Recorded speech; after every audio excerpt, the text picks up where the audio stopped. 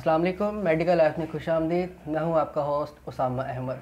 नाजरीन, आज हम एक ऐसे शख्स के साथ मौजूद हैं जो कि मुरीद के शहर में तिब के शोबा में महारत रखते हैं और मुरीद के तहसील हेडक्वार्टर अस्पताल के मेडिकल सुपरिटेंडेंट हैं। तो नाजरीन, हम बात कर रहे हैं डॉक्टर अहमद अमार आसिफ की।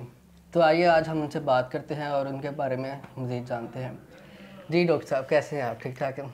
बहुत शुक्रिया। अल्हम्दुलिल्लाह मैं ठीक ठाक हूँ। सबसे पहले तो मैं आपका बड़ा शुक्रगुजार हूँ कि आपने अपने कीमती वक्त में से थोड़ा सा टाइम नहीं डॉक्टर हमारे लिए साहब, निकाला। हम लोग आपका बहुत शुक्रिया। जी, मैं आपका शुक्रगुजार हूँ। डॉक्टर साहब, ये हॉस्पिटल मेरा ख्याल है कि बहुत रिसेंटली आपने इसको लॉन्च किया है। तो इसके बारे में बहुत सारे लोग सवाल करते हैं। बहुत हमारी आम जो आवाम है उसके बहुत सारे सवालात हैं। तो अगर आपकी इजाज़त हो तो मैं वो सवालात आपके सामने रखना जी चाहूँगा। मोस्ट वेलकम ज़रूर जी। डॉक्टर साहब, सबसे पहले तो ये एक सवाल ये है कि बहुत सारे लोगों के दिमाग में आता भी होगा कि एक डॉक्टर प्रैक्टिस कर रहे हैं तो उनका कितना तजुर्बा होगा या कितने सालों से एक मेडिकल फील्ड में प्रैक्टिस कर रहे हैं। तो आप कितने सालों से प्रैक्टिस कर रहे हो? मैं 2013 का ग्रेजुएट हूँ। 2013 के बाद मैंने हाउस जॉब किया, उसके बाद मैं हॉस्पिटल में ट्रेनिंग की और ट्रेनिंग के बाद फिर 2014 में मैंने अपनी प्राइवेट प्रैक्टिस स्टार्ट कर दी थी। और 2014 में मैंने अमार हॉस्पिटल एंड डायग्नोस्टिक सेंटर के नाम से अपना एक क्लिनिक स्टार्ट किया। तकरीबन लगभग 5 साल मैंने वो अपना क्लिनिक किया। फिर उसके बाद अल्लाह ताला ने तौफीक दी तो ये अमार मेडिकल कॉम्प्लेक्स के नाम से हमने एक मल्टीपर्पज़ फैसिलिटी एक बनाने की कोशिश की है और अल्लाह ताला का शुक्र है वो हम बना चुके हैं।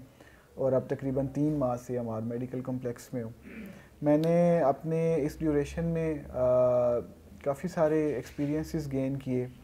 सबसे पहले मैंने ब्लड ट्रांसफ्यूजन का कोर्स किया, उसके बाद फिर मैंने अपना MPH उस पर फोकस करना शुरू किया और अल्हम्दुलिल्लाह MPH को क्लियर किया। उसके बाद मैंने MCPS फैमिली मेडिसिन पे फोकस किया और अल्हम्दुलिल्लाह MCPS फैमिली मेडिसिन मैंने क्लियर किया।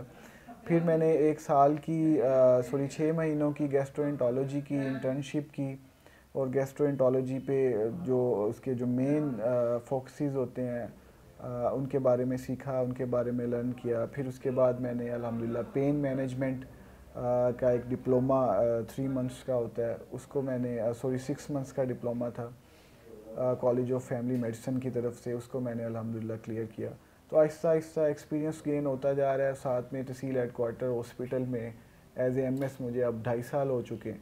तो एडमिनिस्ट्रेटिव एक्सपीरियंस, क्लिनिकल एक्सपीरियंस दोनों साथ साथ चल रहे हैं अल्लाह के शुक्र। चले, माशाल्लाह आपने बहुत अच्छे से सबको बता दिया है कि कितनी देर से आप प्रैक्टिस कर रहे हैं। 2013 में आपने बताया कि मैंने MBBS क्लियर किया। फिर उससे ऑनवर्ड्स अब तक आपका जो है ना क्लिनिकल प्रैक्टिस का और हॉस्पिटल का प्लस MS का 2.5 साल से वो एक्सपीरियंस है। ठीक है, चले एक और सवाल इसके बारे में कुछ लोग पूछते हैं कि आपने हॉस्पिटल प्राइवेट हॉस्पिटल बनाया, तो क्या बताया आपने कौन सा किस साल में बनाया प्राइवेट हॉस्पिटल? 2014-15 में मैंने अमार हॉस्पिटल एंड डायग्नोस्टिक सेंटर के नाम से हाँ जी, एक अपना प्राइवेट क्लिनिक स्टार्ट किया था। जी जी, जिसमें मैं इवनिंग में अपनी सर्विसेज प्रोवाइड कर रहा था। तो 5 साल मैंने मुरीद के में वो अमार हॉस्पिटल एंड डायग्नोस्टिक सेंटर के नाम से उस क्लिनिक में सर्व किया है। उसके बाद फिर आगे अमार मेडिकल कॉम्प्लेक्स को हमने इनिशिएट किया और अल्हम्दुलिल्लाह यानी MBBS ग्रेजुएट होने के बाद तकरीबन 2 साल बाद आपने अपना प्राइवेट क्लिनिक? जी बिल्कुल। MBBS के बाद मैं 2 साल बाद तकरीबन मैंने अपना हाउस जॉब के 2 साल के बाद जी जी, मैंने अपना प्राइवेट क्लिनिक इस्टेब्लिश किया था और साथ साथ में क्वालिफ़िकेशन भी इम्प्रूव करता रहा, साथ साथ में सर्विसेज भी देता रहा। तो अल्लाह का शुक्र है कि उस हवाले से आज एक अच्छी जगह पे अल्हम्दुलिल्लाह मैं काम ठीक कर है। रहा हूँ। इसके बाद जो सवालात अवाम करती हैं उसमें से एक ये है कि इस हॉस्पिटल में आपने इतना बड़ा माशाल्लाह से हॉस्पिटल बनाया कि इसमें कौन कौन सी सर्विसेज आप अवेल कर रहे हैं? सबसे पहले तो इसमें हम 24 आवर्स एमरजेंसी सर्विसेज प्रोवाइड कर रहे हैं। हमारी कोशिश होती है कि 24 घंटे एक मुस्तनिद डॉक्टर जो है वो हॉस्पिटल में अवेलेबल हो। ताकि 24 आवर्स हॉस्पिटल में सर्विसेज प्रोवाइड की जा सकें, बेसिकली एमरजेंसी बेसिस पे। इसके अलावा हमारे पास मैं एज ए फैमिली फिजिशियन इधर पेशेंट्स को देख रहा हूँ।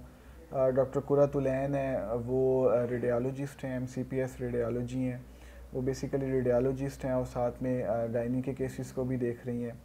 और इसके अलावा हमारे पास डॉक्टर उस्मान फैसल गनी साहब आते हैं जो कि कंसल्टेंट कार्डियोलॉजिस्ट हैं। डॉक्टर फवाद ख़ान साहब की सर्विसेज हमारे मेडिकल कम्प्लेक्स को वहीं हैं जो कि ENT स्पेशलिस्ट हैं। डॉक्टर हलीमा सादिया की सर्विसेज अवेलेबल हैं जो कि फ़िज़ियोथेरेपिस्ट हैं।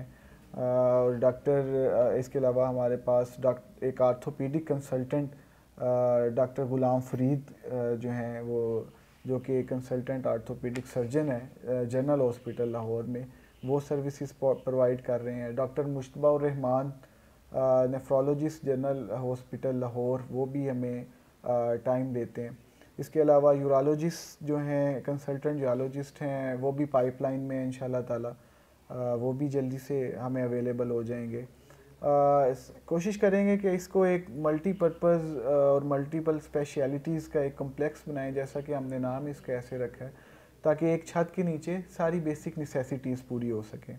लेबॉर्ट्री सर्विसेज हमारी माशाल्लाह ग्लोबल लेबॉर्ट्री जो कि रजिस्टर्ड है और एक बड़ी रिनाउंड और फेमस लेबॉर्ट्री है लाहौर की, उससे हम सर्विसेज ले रहे हैं। तो अल्हम्दुलिल्लाह ओवरऑल हम एक पूरा पैकेज प्रोवाइड कर रहे हैं और एक बड़ी अच्छी सी फार्मेसी हमने अपने हॉस्पिटल में बनाने की कोशिश की है ताकि लोगों को मियारी अद्वियात सस्ती कीमत पर प्रोवाइड की जा सके। ठीक है, आपने बाकी तो सर्विसेज के बारे में बताया, ऑपरेशन थिएटर भी यहाँ पर मौजूद है? जी बिल्कुल, हमारे पास ऑपरेशन थिएटर भी है, हमारे पास इंडोर रूम्स भी हैं जो कि माशाल्लाह बड़े वेल इक्विप्ड हैं, एयर कंडीशनड हैं। इसके अलावा वार्ड्स भी हैं। 20 बेडेड एमरजेंसी हमारी 10 बेडेड एमरजेंसी है हमारी। और इसके अलावा फ़िज़ियोथेरेपी जिम भी हमारे पास अवेलेबल है। और नियर फ्यूचर में हम प्लान आउट कर रहे हैं कि हमने 2 to 3 डायलिसिस यूनिट भी इधर हमने इंशाल्लाह इंस्टॉल करने हैं। एक्सरे मशीन जो हमारी है वो भी पाइपलाइन में इंशाल्लाह विद इन 6 मंथ्स वो भी इंस्टॉल हो जाएगी। कलर डॉपलर और अल्ट्रासाउंड और इकोकार्डियोग्राफी पहले से ही हमारे पास अवेलेबल है और वो सर्विसेज हम लोगों को प्रोवाइड कर रहे हैं। ठीक है। अच्छा, एक और बहुत कॉमन क्वेश्चन है कि जैसे कि एक केस कोई बहुत इमरजेंसी या बहुत एक रेयर केसेस हैं, रोड एक्सीडेंट्स के केसेस आ जाते हैं। इसके अलावा जैसे रात में बहुत सारे डॉक्टर्स जहाँ पर मौजूद नहीं होते, तो रात में वो अगर केसेस आते हैं, इमरजेंसी के केसेस आते हैं, तो उसके बारे में मतलब कि क्या आप पब्लिक को सब जी 24/7 का मतलब ही है कि हम 24/7 सर्विसेज प्रोवाइड कर रहे हैं। अगर रात में कोई ऐसे रोड ट्रैफिक एक्सीडेंट्स या कोई एक्यूट एमरजेंसी या MI या कोई ऐसे पेशेंट्स आते हैं तो people should feel free to come to हमार मेडिकल कॉम्प्लेक्स। इधर इंशाल्लाह ताला उनका बड़े अच्छे तरीके से इलाज किया जाएगा और सारी फैसिलिटीज़ अवेलेबल की जाएंगी। ठीक है, लेकिन एक मेरा एक पर्सनल एक पॉइंट ऑफ व्यू है कि जिस तरह 24/7 है, लेकिन संडे को हमारा मेडिकल कॉम्प्लेक्स सिर्फ जो है ना, यानी बिफोर इवनिंग यानी 2 to 3 इतने बजे मेरे ख्याल में बंद हो जाता है। तो 2 to 3 के बाद ऑन संडे तो वो क्या आप करेंगे? We are working on it. Sunday को एक्चुअली हम सर्विसेज दे रहे हैं फ़िलहाल शाम को 8:30 बजे तक, उसके बाद क्लोज़ होता है, लेकिन हम इस पे काम कर रहे हैं। इंशाल्लाह हम संडे वाले दिन भी जो है इसको 24/7 करेंगे इंशाल्लाह। चलें, बहुत शुक्रिया। अच्छा, एक और बहुत कॉमन क्वेश्चन है कि जैसे आपने डॉक्टर गुलाम फरीद के बारे में बताया, डॉक्टर फवाद खान के बारे में बताया, मुख्तलिफ जो है स्पेशलाइज्ड डॉक्टर्स हैं, बहुत सारे डिपार्टमेंट्स में काम करते हैं। अब ऑब्वियसली वो फीस भी उनकी काफ़ी चार्ज करते होंगे, तो आलमोस्ट ये एक बहुत ही जो है ना एक ऐसा क्वेश्चन है कि जो नहीं पूछा जाता, ये नहीं लोग पूछने से ग्रेज करते हैं, पता नहीं लोग हमें गरीब समझेंगे या ऐसा कुछ। तो आप प्लीज़ एक दफ़ा क्लियर कर दें कि वो उनके maximum charges, minimum to maximum, और आपने खुद आपके खुद के अगर चार्जेस हैं, आप खुद माशाल्लाह प्रैक्टिस करते हैं, तो आपके खुद के कितने चार्जेस हैं? मैंने कोशिश ये की है कि मुरीद के लोगों को अपनी ज़ात तक मैं फुल फैसिलिटेट करूं। मैं तो सिर्फ 300 फ़ीस ले रहा हूं, जो कि आई थिंक मेरा ख्याल है एक कंसल्टेंट फैमिली फिजिशियन के हाँ लिए जी। बड़ी माकूल सी फ़ीस है। हाँ जी। और जो हमारे कंसल्टेंट्स हैं उनकी फ़ीस वेरी करती है उनकी स्पेशलिटी के लिहाज से, लेकिन हमने फिर भी ये कोशिश की है कि इकनॉमिकल पैकेज लोगों को दिया जाए। तो 700 उनकी कंसल्टेशन फ़ीस है, लेकिन हम देखते हैं कि अगर कोई पुअर पेशेंट आता है तो हम बिल्कुल उनको डिस्काउंट देते हैं, और जितना दे सके हम कंसल्टेंट से पूछ के उनको ज़रूर डिस्काउंट देते हैं। इकोकार्डियोग्राफी जो कि शायद मुरीद के में 2000 तक चार्ज की जा रही है, अमार मेडिकल कम्प्लेक्स में वो 1000 में इकोकार्डियोग्राफी 1000 ठीक है, लेकिन मेरा सवाल यह है कि वो सब हर चीज़ रिलायबल है, मतलब कि एक जी जी जी बिल्कुल। देखें, एकोकार्डियोग्राफी जो है वो कंसल्टेंट कार्डियोलॉजिस्ट ने करनी है। एकोकार्डियोग्राफी की लेटेस्ट मशीन हमारे पास अवेलेबल है, उस पर की जाती है, तो इसमें रिलायबिलिटी में तो कोई ऐसा डाउट नहीं है। अल्ट्रासाउंड कंसल्टेंट जो आपकी MCPS रेडियोलॉजिस्ट हैं वो कर रही हैं, तो इसमें कोई ऐसी कोई शक की गुंजाइश नहीं रहती।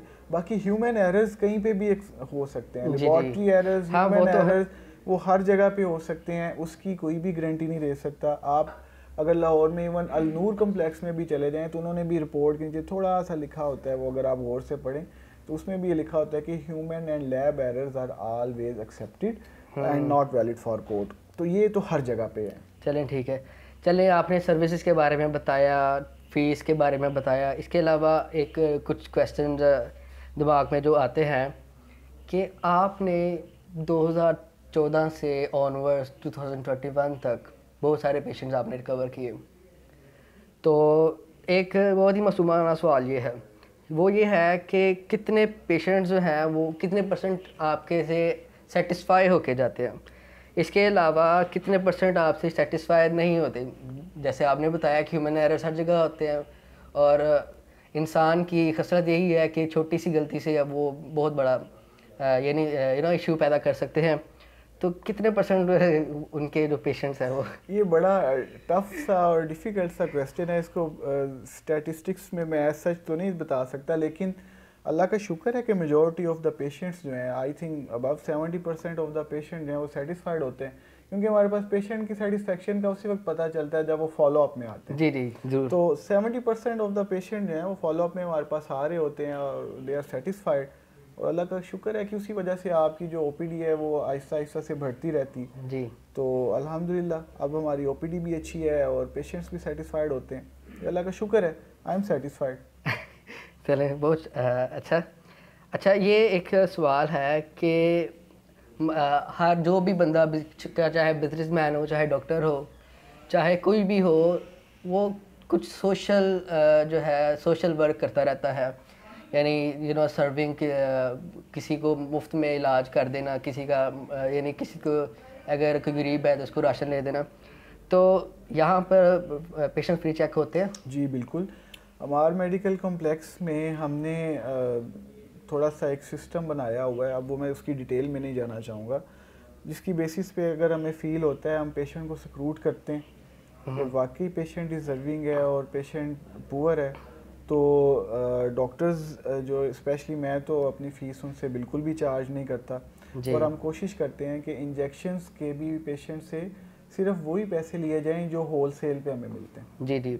अच्छा, ये सवाल ये ऐसे लिस्ट में नहीं है, वो सवाल ये है कि कुछ लोग ऐसा सोचते हैं कि चलें वो उन्होंने पेशेंट से अपनी पर्सनल फ़ीस नहीं ली, चेकअप फ़ीस नहीं ली, लेकिन वही जो फ़ीस है वो जब उनको मेडिकेशन हो गई, जब इंजेक्शन वगैरह लगेंगे, वहाँ पर पूरी हो जाएगी। तो इसके बारे में आप क्या कहेंगे?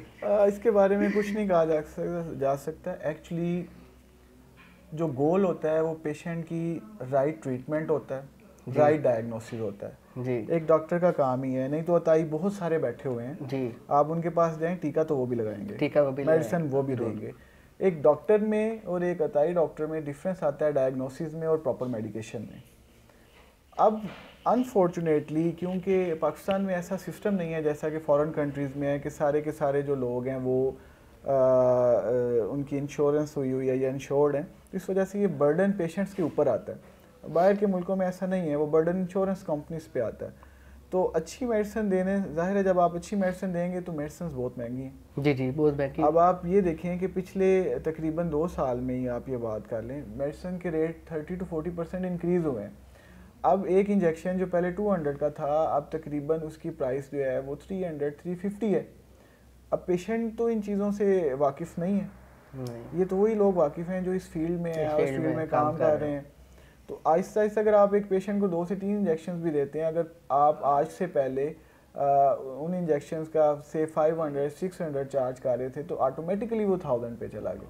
तो ये पेशेंट की पॉकेट पे बर्डन तो है, लेकिन हमारा काम पेशेंट की पॉकेट पे बर्डन को बचाने के साथ साथ उसको राइट ट्रीटमेंट देना। जी जी ज़रूर। ठीक है, तो ये मैं पेशेंट्स को ज़रूर कहता हूँ कि अच्छे इंजेक्शन ज़रूर लगवाएं, क्योंकि बार बार अंडर डोज होने से या सब स्टैंडर्ड कंपनीज़ के इंजेक्शन लगवाने से बहुत बेहतर है कि एक दफ़ा आप अपना अच्छा ट्रीटमेंट करवाएं। अच्छे ट्रीटमेंट करवाने से डॉक्टर भी सेटिस्फाइड होता है और पेशेंट भी सेटिस्फाइड होता है। आपने बहुत अच्छी बात की कि अगर यानी ऐसे लोगों को बहुत अच्छा जवाब है कि अगर उनको अच्छा treatment right time and right dose ना मिले तो हम उनसे अगर फ़ीस कम भी चार्ज करते हैं लेकिन वो उनकी हेल्थ पर जो है बुरा असर डालेगा। चलिए, बहुत अच्छा।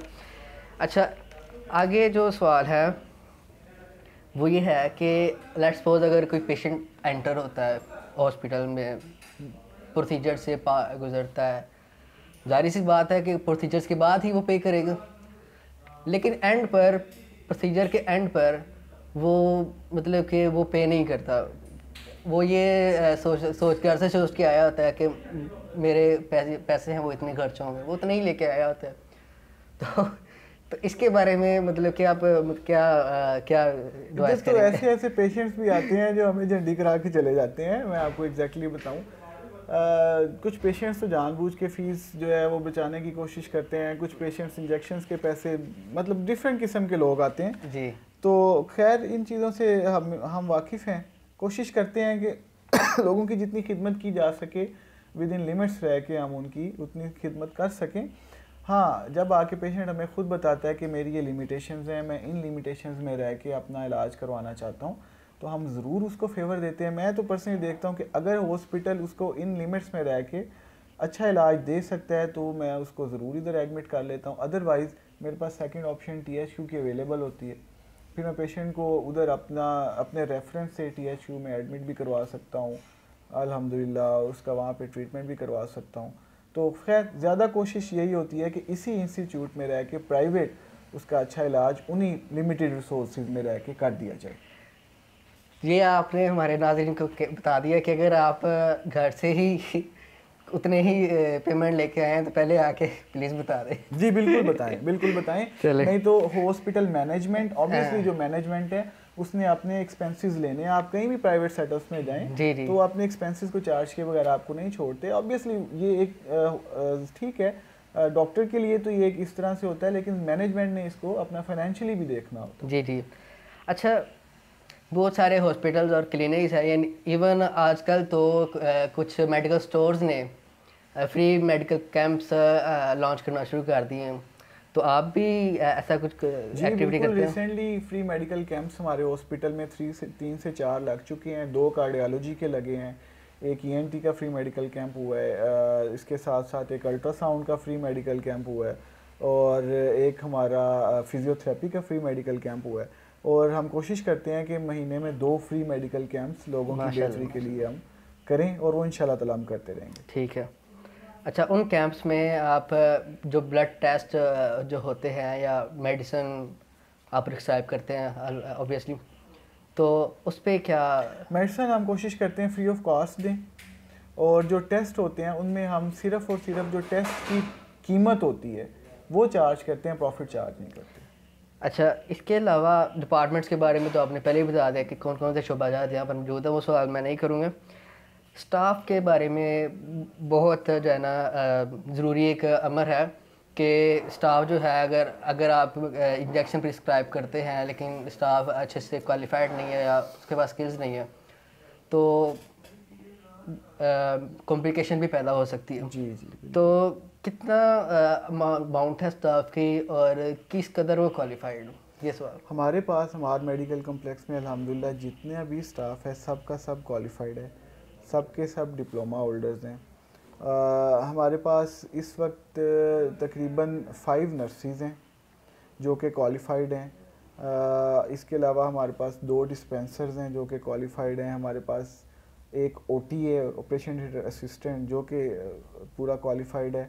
तो स्टाफ के बारे में हम बड़े कॉन्शियस रहते हैं कि देखें कोई भी हॉस्पिटल उसकी बैकबोन स्टाफ है। डॉक्टर ने जब प्रिस्क्राइब कर दिया और प्रॉपर ट्रीटमेंट ही नहीं गया तो फिर उस डिज़ीज़ का आप बल्कि वो फ़ायदे की बजाय पेशेंट को नुकसान पहुंचाते हैं जी। और यकीन करें लोगों को इस बात को समझना चाहिए कि एक अच्छा हॉस्पिटल शायद इसीलिए चार्ज करता है। जी जी।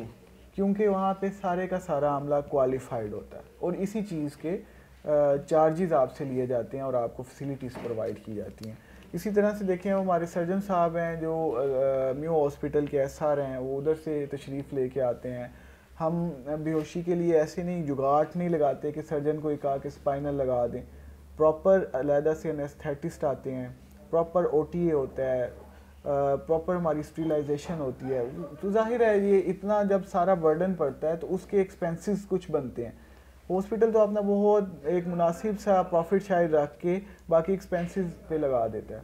और हम ये देखें मार्केट में अगर आप देखें एक धागा जो आप ऑपरेशन में यूज़ करते हैं डिफरेंट किस्म के होते हैं, उस धागे की कीमत 200 से लेके 1000 रुपये तक, मतलब इतनी वैरायटी है उस धागे के अंदर ही। ठीक है, यानी जिस स्टिचेस लगाते हैं, जो आप स्टिच लगाते हैं ऑपरेशन के बाद, जो आप स्टिचेस को सीते हैं, स्टिचेस करते हैं, वो एक धागा यूज़ होता है। डिफरेंट किस्म के हैं, प्रोलीन है और कैटगट है और डिफरेंट किस्म के जो हैं। तो उनमें इतनी वैरायटी है कि 200 से लेके 1000 रुपये तक की उसमें आपके पास ये गुंजाइश होती। मतलब इतनी ज़्यादा 200 तक का सब स्टैंडर्ड भी हो सकता है, 1000 तक का फुल स्टैंडर्डाइज भी हो सकता है। तो हम कोशिश ये करते हैं कि फुल स्टैंडर्ड प्रोवाइड करें। पेशेंट को भी ये समझना चाहिए कि अगर ये हमसे चार्ज कर रहे हैं तो स्टैंडर्डाइज सर्विसेज ही प्रोवाइड कर रहे हैं, जो कि हम पूरी कोशिश करते हैं। लेकिन फिर भी हम जो है वो बड़े लिमिटेड से पैसे पेशेंट से कोशिश करते हैं कि उसकी पॉकेट पे ज़्यादा बर्डन ना आए, क्योंकि आजकल ऑब्वियसली अनएम्प्लॉयमेंट बहुत ज़्यादा है, लोगों की फाइनेंशियल स्टेटस पहले से बहुत ज़्यादा पुअर हो चुका है। बहुत सारे पेशेंट्स जो पहले बहुत ज़्यादा अफोर्डिंग थे अब उतने अफोर्डिंग नहीं है। इन चीज़ों को हम समझते हैं और उसी हिसाब से हम अपनी प्लानिंग और पॉलिसीज़ बनाते हैं और कोशिश करते हैं लोगों का ज़्यादा से ज़्यादा फ़ायदा करें, उन्हें सर्व कर सकें। आखिर पर हमारे व्यूअर्स के लिए आप कोई हेल्थ मैसेज देना चाहते हैं तो वो आप दे सकते हैं। हेल्थ मैसेज मैं व्यूअर्स को यही देना चाहूँगा कि देखें एक स्पेसिफाइड डॉक्टर से, एक मुस्तनिद डॉक्टर से एक अच्छे सेटअप में अपनी हेल्थ पे कॉम्प्रोमाइज़ ना करते हुए इलाज करवाया करें।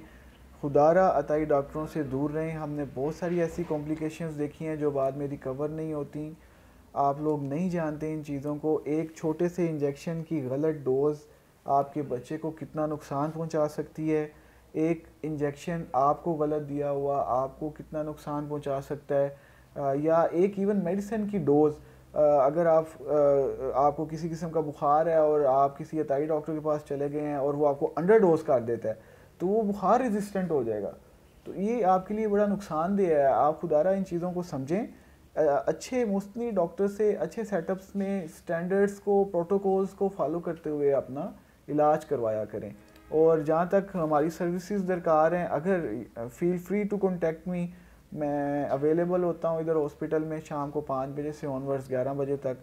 तो अगर आपको कोई प्रॉब्लम आता है, कोई फाइनेंशियल इश्यूज आते हैं या आप किसी भी किस्म की बात करना चाहते हैं तो I am there for you. वो एक कहावत भी है ना कि अगर गुड़ से तो मरे तो जहर क्यों दूँ। तो नाज़रीन, ये था हमारा आज का इंटरव्यू और आपके लिए भी यही नसीहत है कि अगर गुड़ से कोई मरता है तो उसको जहर नहीं देना। तो ये था आज का हमारा इंटरव्यू। तो आपसे मुलाकात होगी इंशाल्लाह अगली वीडियो में। तब तक के लिए इजाज़त दें। अल्लाह हाफ़िज़।